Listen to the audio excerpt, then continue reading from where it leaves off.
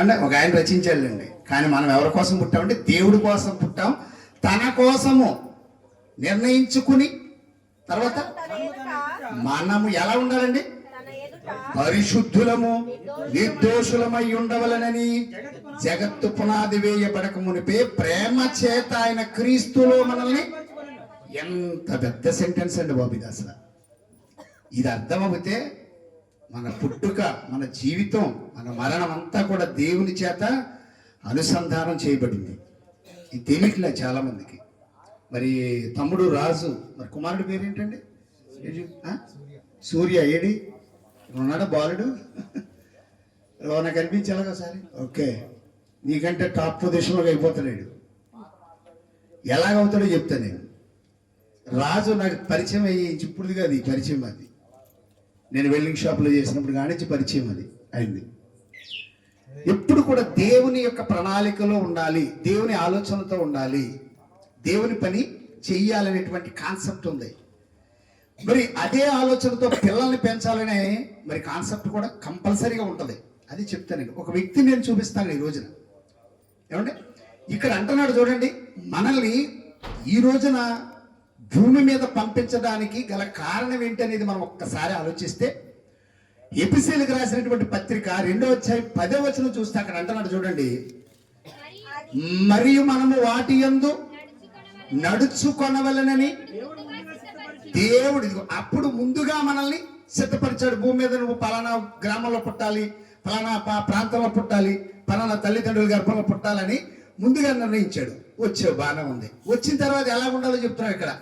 మనము వాటి యందు నడుచుకొనవలనని దేవుని ప్రణాళికలో నువ్వు ఉన్నావు. ముందుగా నిర్ణయించుకుని సత్క్రియలు చేయుటకై ఇదిగోండి మనము క్రీస్తు యేసునందు సృష్టించబడిన వారమే ఆయన చేతి పని అయి ఉన్నాము. అంటే ఎంత ప్రణాళిక ఉందండి అసలు మన మీద. అంటే మన జన్మ సాధారణంగా జరిగింది కాదు. ఎంతకే ఏమండి సాధారణంగా ఈ భూమి మీద బ్రతికేయటానికో లేకపోతే అలా కాలం గడిపేయటానికి వచ్చింది కాదు. అలాగే తమ జన్మ గురించి తెలిసిన భక్తులు చాలా మంది తండ్రి కొరకు క్రీస్తు కొరకు బ్రతికిన వారు మనకు చాలా మంది కనిపిస్తారు బైబిల్లో. అందరి గురించి చెప్పను కానీ ఒక ఆయన గురించి చెప్తాను మీకు. ఎందుకంటే చెప్పాను కదండి, మన జన్మ గురించి మన మానవ దేవుని ప్రణాళిక గురించి చెప్పుకుంటూ వెళితే తరతరాలు మనం చెప్పుకోవచ్చు అసలు. ఎందుకంటే భూమి మీద ఉన్నటువంటి 84 లక్షల జీవరాశులలో ఒక మహోన్నతమైనటువంటి జన్మే మానవ జన్మ. అందుకని యోబు గారు అంటాడు 34వ అధ్యాయం ఒకసారి చూద్దాం. అక్కడ అంటాడు చూడండి, యోబు గ్రంథంలో అంటాడు చూడండి 34వ అధ్యాయము. ఏమండి ఒకసారి మనం చూద్దాం. యోబు గ్రంథము 34వ అధ్యాయము 6వ వచనం అనుకుంటా. చూడమ్మా అమ్మా, భూజంతువుల కంటే అనే మాట ఉంటుంది చూడండి అక్కడ. భూజంతువుల కంటే 35 క్షమించండి 35వ అధ్యాయము 11వ వచనం. భూజంతువుల కంటే మనకు ఎక్కువ బుద్ధి నేర్పచ్చు, ఆకాశ పక్షుల కంటే మనకు ఎక్కువ జ్ఞానము కలగజేసి ఇగో తనని సృజించిన దేవుడు ఎక్కడున్నాడని అనుకునేవారు ఎవ్వరూ లేరు.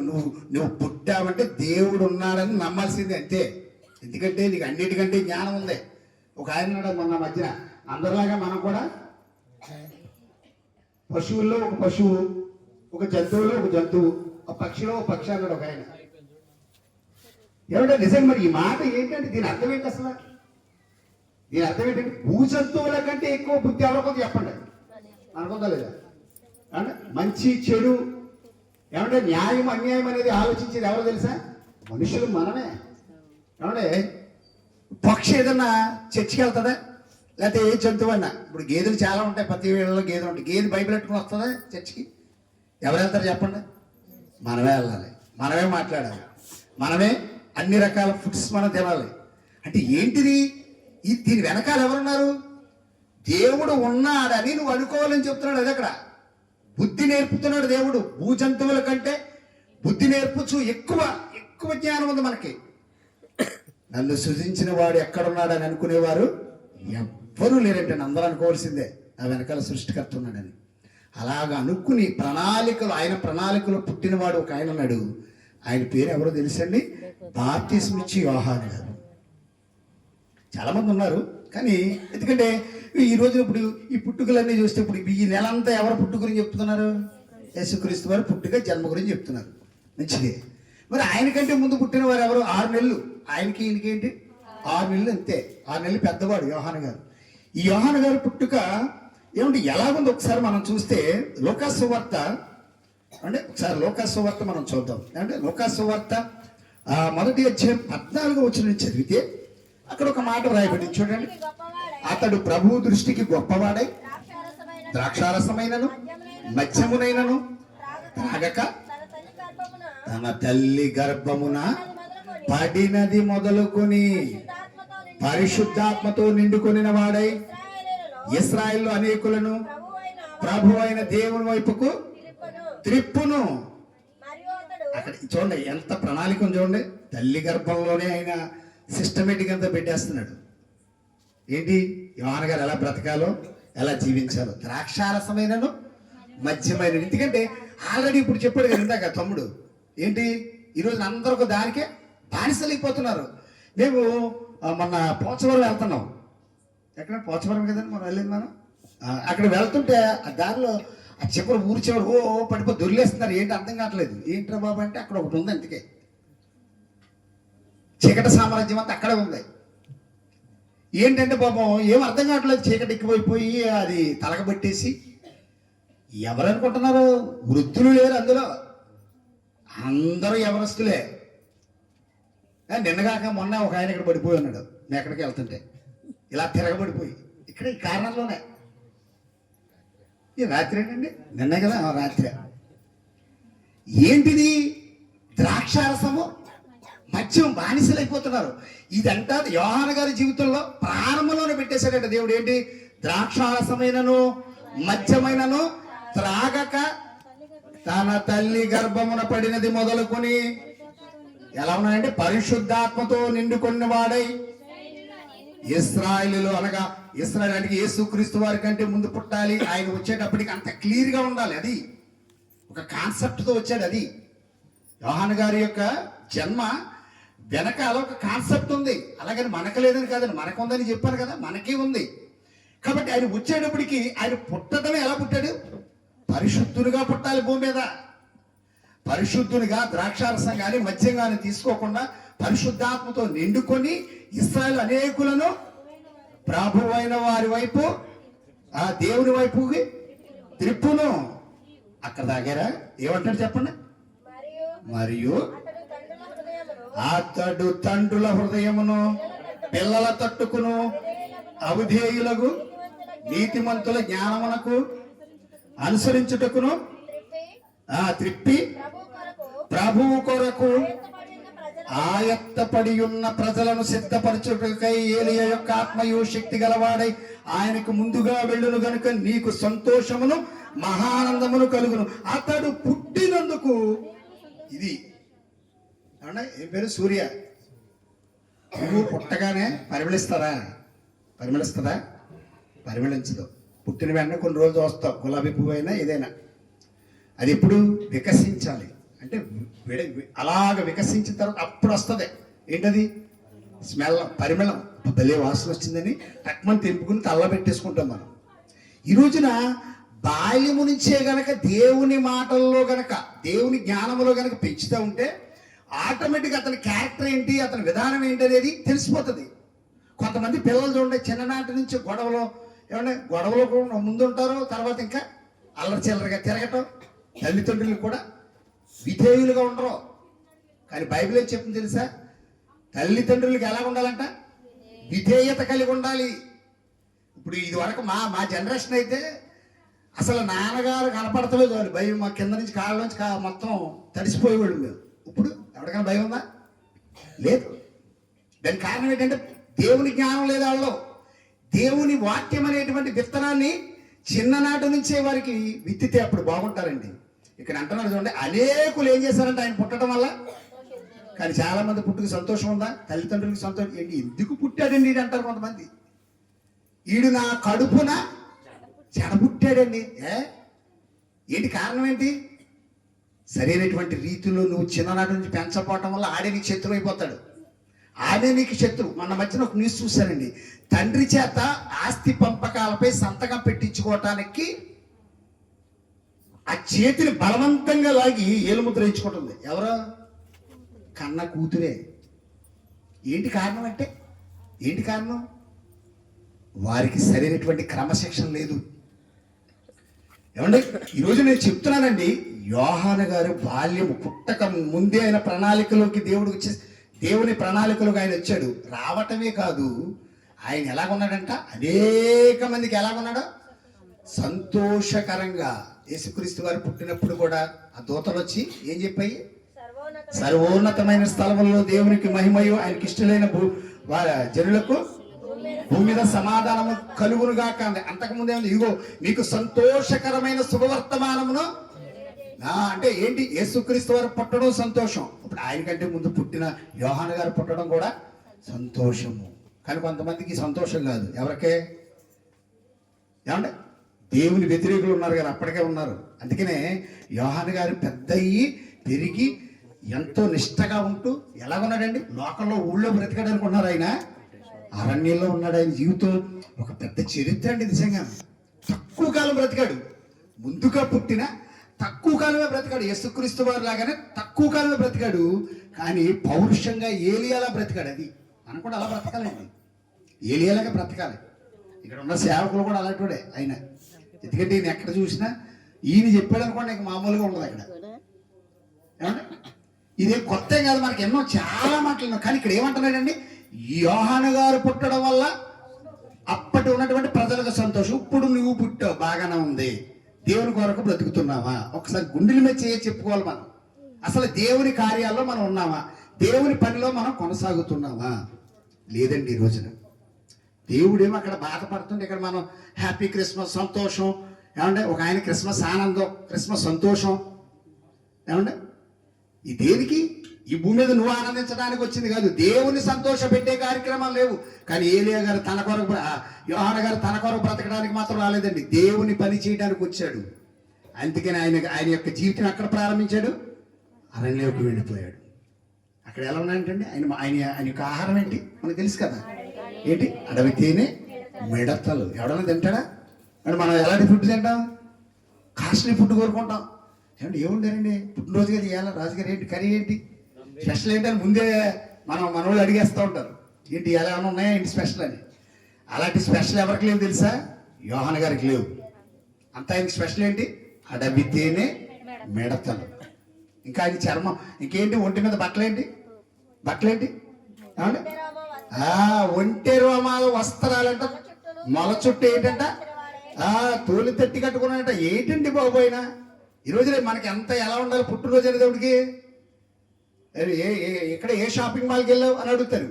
కానీ యోహాను గారి జీవితం అలా లేదండి. మనం కూడా అలాగే బ్రతకాలని చెప్తుంది బైబిల్. ఏమంటే ఇంకా అందుకని యేసుక్రీస్తు వారు ఆయన గురించి ఒక గొప్ప సాక్ష్యం చెప్పాడండి. చూడండి ఒకసారి మత్తయి సువార్త 11వ అధ్యాయము 14వ వచనం చదువు. అక్కడ ఒక మాట ఉంటది.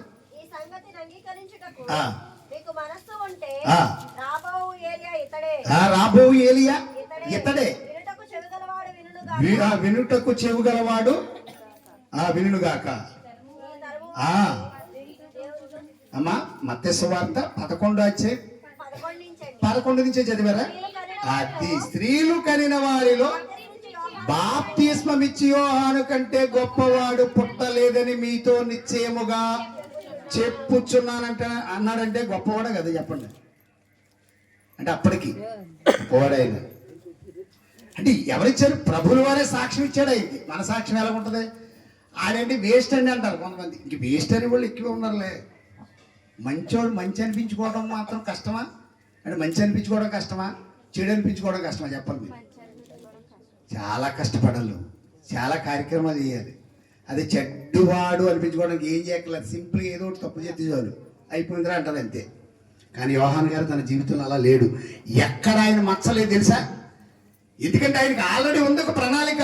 గొప్పవాడై ఉండాలి, అనేక మంది సంతోషపడాలి. ఆయన ప్రారంభించాడు ఏంటో తెలుసా? రక్షణ కార్యక్రమం. ఎవరి చేత ప్రారంభించబడింది? బాప్తిస్మము అనే కార్యక్రమము యోహాను గారి ద్వారా ప్రారంభించబడింది. కాబట్టి అందుకనే ఎవరిని లెక్క చేసేవాడు కదా ఆయన. సర్పసంతానమా అని ఎవరైనా పిలుస్తారా? వాళ్ళు ఎవడన్నా ఏమైనా ఊరుకుంటామా? ఛాలెంజింగ్ అండి నిజంగానే. ఆయన వచ్చి ఆ పరిశీలన శాస్త్రం చేసి సర్పసంతానమా, రాబో ఉగ్రత నుంచి మిమ్మల్ని తప్పించేవాడు ఎవడు అనే అన్నాడంటే మాట సామాన్యమైనటువంటి మాట అండి. మనం ఏమన్నా అనగలమా? ఎందుకంటే మనకెందుకు బోడు తప్పులు ఉంటాయి, మనం ఏమన్నా అనగలం? మనకి ఎందుకని బాబు ఇవన్నీ? అవి బాబు బైబిల్ పెట్టుకోవడానికి కొంతమంది సిగ్గుపడతారండి. దేవుని మాటలు చెప్పామంటే చెప్పరు, కానీ ఎన్ని కబుర్లు ఉంటాయి. ఇప్పుడు ఈ ఫ్రీ బస్సు వచ్చాక ఎన్ని కబుర్లు, బస్సులో కూడా మొదలెట్టారు కదా. ఫ్రీ బస్సు నేను చూస్తూ ఉంటానండి, దారిలో వెళ్తున్నప్పుడు చూస్తున్నప్పుడు వెళ్తుంటే అమ్మ ఎక్కడికి వెళ్తాం? షాపింగ్కి. ఎప్పుడు షాపింగ్కి వెళ్ళాలి, ఇప్పుడు వెళ్తారు. ఎక్కడికి? రాజమండ్రి. ఫ్రీ కదా అంతా చక్కగా. ఎందుకంటే పాపం చంద్రబాబు నాయుడు గారు పుణ్యం అంట, మనకి ఫ్రీగా ఉంది పర్లేదమ్మా అని. ఒక ఆవిడ ఏకంగా ఒడియాలు ఆరబెట్టుకోవడానికి వెళ్తుందంట. ఒక ఆవిడ బట్టలు ఆరబెట్టారు, అవి తడిసిపోతాయమని ఆవిడ ఎత్తించుకోవడానికి వెళ్తుందంట. ఏంటండి ఇది? అంటే దేవుని కార్యక్రమాల్లో ఉండవలసిన పని లేదు. ఏమంటే మరి ఫ్రీగా చెప్తావు రండి అన్నా కానీ ఈ రోజున దేవుని జ్ఞానం చెప్తామన్నా ఈ రోజు రావట్లేదు చాలా మంది. ఫ్రీగా ఉచితముగా ఏంటంటే ఇది పెద్ద పని ఉండదు కానీ దీనివల్ల ప్రయోజనం లేదండి. దీనివల్ల మాకేమైనా కలిసి వస్తాయి డబ్బులు అది అనుకోండి. బట్టలు కొనుక్కోవచ్చు, షాపింగ్ చేయొచ్చు, బంగారం కొనుక్కోవచ్చు, ఎంత దూరమైన రాష్ట్రం అంతా ఫ్రీగా తిరగవచ్చు. కానీ అలాగా మనం ఆలోచించకూడదండి. మనం ఒక ప్రత్యేకత కలిగిన వారంగా ఉండాలి భూమి మీద. ఇక్కడ అంటున్నాడు స్త్రీలు కనిన వారిలో యోహాను కంటే గొప్పవాడు పుట్టలేదని ప్రభుల వారే సాక్ష్యం ఇచ్చాడంటే ఇదిగో నీవు గొప్పవాడివని దేవుని చేత సాక్ష్యం పొందాలి. అది అసలు యోహాను గారు ఎలాంటివాడో ఇంకో మాట చూపించి నేను ముగించేస్తాను. ఎందుకంటే మరి సమయం చాలా తక్కువ మనకి. ఇప్పుడు చలికాలం కదా, ఓ రోజు ఎక్కడ దొరికిన బైకులు పొలుగుతూనే ఉన్నాయి. మాకు కూడా నిద్రలు ఉండలేదు. డైలీ 1 గంట 12:30 1 గంట అవుతుంది పడుకునేటప్పటికి. ఏమంటే ఒకసారి ఒక మాట, చివరి మాట నేను చూపించేసి ముగించేస్తాను. చూడండి,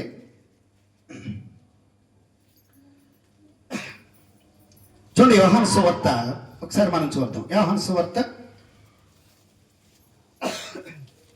5వ అధ్యాయము 35వ వచనం చదివితే అక్కడ ఒక మాట వ్రాయబడింది. చూడండి యోహాను గారి గురించి. ఏమంటే అతడు ఎవరైతేనో 34 చదివమ్మా, 34 నుంచి చదువుతాం, అర్థం అవ్వాలి కదా.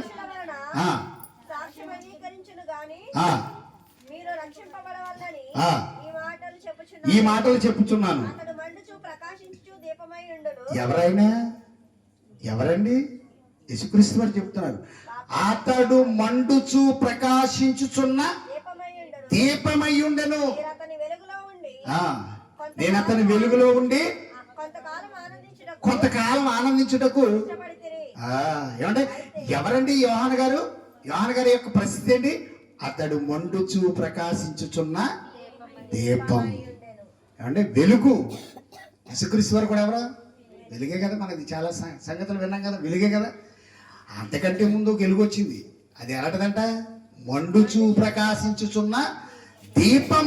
మండి ఒక్కొక్కరు మొహం చూడ, బాబు ఏంటండి మరి ఏంటంటే ఒక సినిమా యాక్టర్ చూడగలరు, సింహం లాగా ఉన్నారని చెప్తారు. అసలు ఎవరు తెలిసిన సింహం అంటే?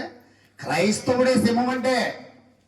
ఎవరంటే మనం ఎవరమండి? యోధా గోత్రపు సింహపు పిల్లలు మనం. మనం ఎలా ఉండాలి అసలు? ఎవరు భయపడకూడదు.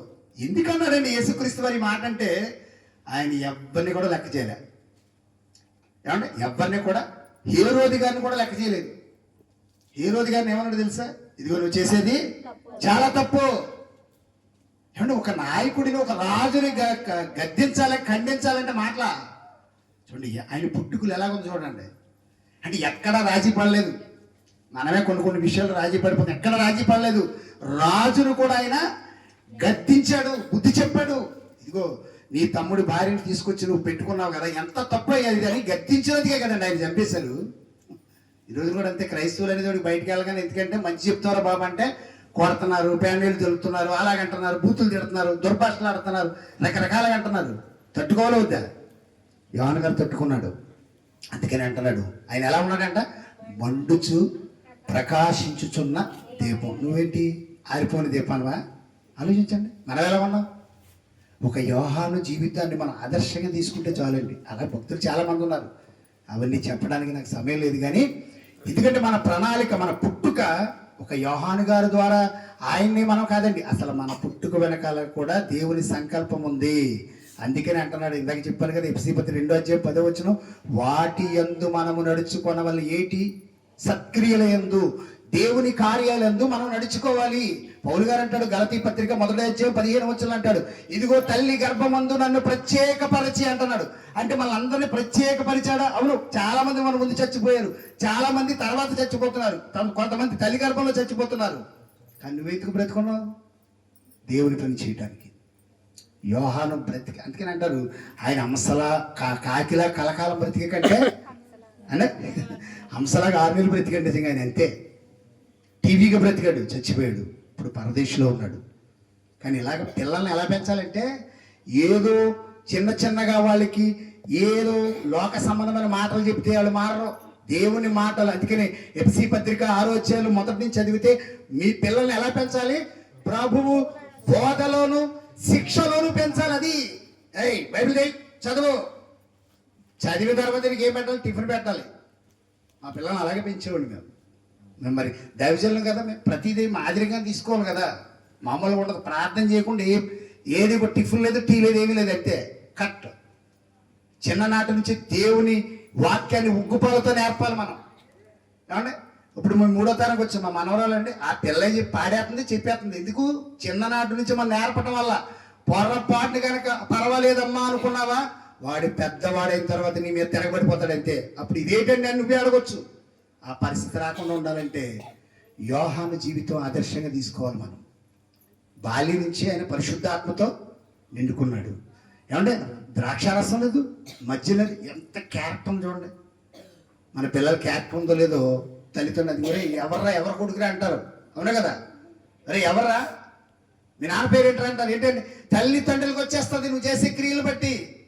కాబట్టి అలాంటివి రాకుండా ఉండాలంటే తండ్రులకి బాధ్యత ఉంది, పిల్లలకి కూడా బాధ్యత ఉంది. కాబట్టి బాధ్యత కలిగి ప్రభు కొరకు ఉన్నతంగా బ్రతకాలని మరి చెప్తున్న మాటలు ముగిస్తున్నాను.